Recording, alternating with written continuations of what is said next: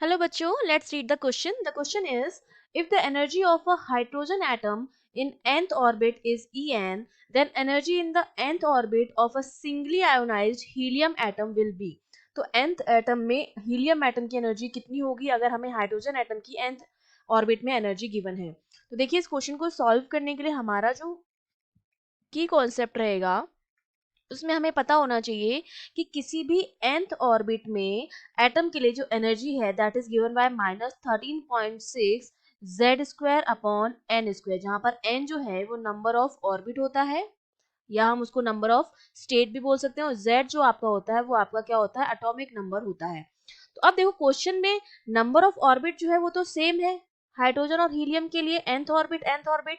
तो जो एनर्जी है वो हमारी किसकी प्रोपोर्शनल है, वो प्रोपोर्शनल है z के स्क्वायर के, एटॉमिक नंबर के स्क्वायर के प्रोपोर्शनल है। क्योंकि हाइड्रोजन एटम के लिए एटॉमिक नंबर जो होता है 1 होता है और हीलियम एटम के लिए एटॉमिक नंबर जो होता है वो 2 होता है।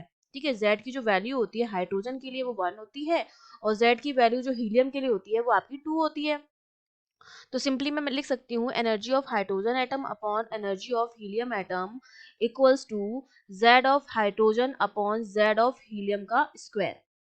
ठीक है, z of hydrogen 1, z of helium is 2, इसका स्क्वायर। तो ये हमारा हो जाएगा 1/4। अगर मैं क्रॉस मल्टीप्लाई करूं तो यहाँ से हीलियम की जो एनर्जी आ जाएगी वो 4 times of energy of hydrogen आ जाएगी, और हमें वो कितनी गिवन है, वो हमें गिवन है energy of helium equals to 4 times of En। nth orbit में हाइड्रोजन की जो एनर्जी है वो हमको गिवन है, तो हीलियम की जो एनर्जी आएगी सेम उसी ऑर्बिट में nth ऑर्बिट में ही वो कितनी आ जाएगी, 4 En के बराबर आ जाएगी, 4 times of energy of hydrogen. That means हमारा जो ए ऑप्शन हो जाएगा वो करेक्ट हो जाएगा। I hope you understood well. All the best.